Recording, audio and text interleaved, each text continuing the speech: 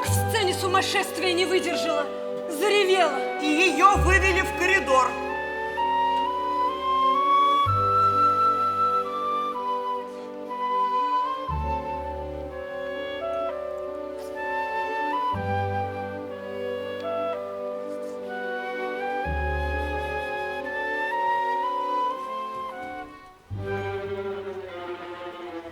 Аришка хотела что-то крикнуть. Ей зажали рот.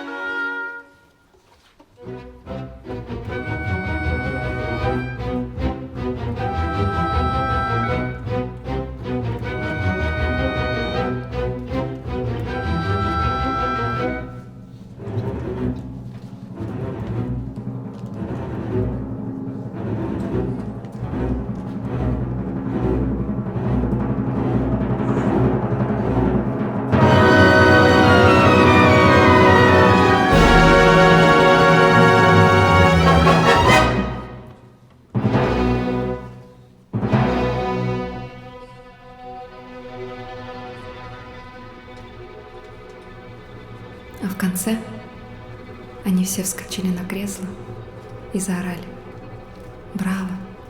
Браво! Молодец! Браво, Гуля!»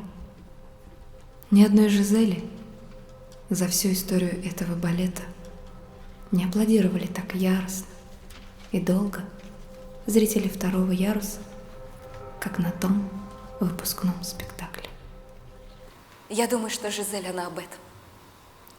О какой-то большой любви. И о том, что твоя любовь может победить все.